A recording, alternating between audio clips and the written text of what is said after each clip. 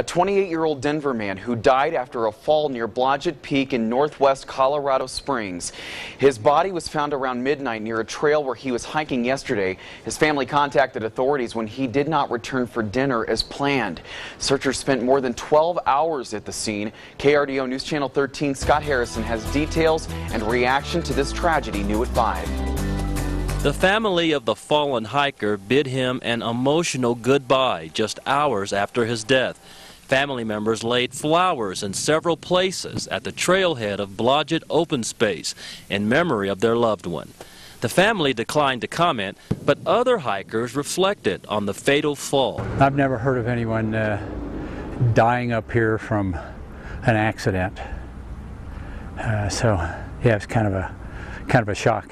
About 35 people from the Springs Fire Department and El Paso County Search and Rescue walked the rugged, steep terrain in the dark. He was pretty significantly injured when we reached him.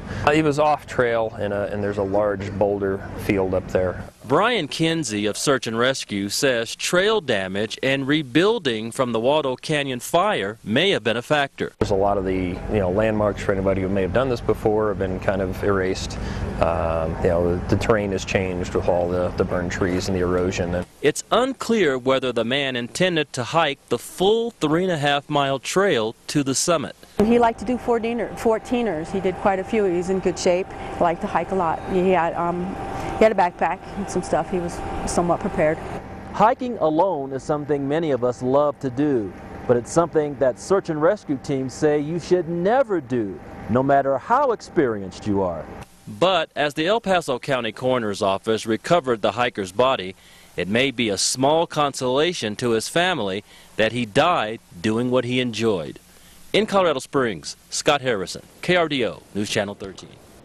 Authorities have not released the victim's name. The El Paso County Coroner's Office will conduct an autopsy to determine his exact cause of death.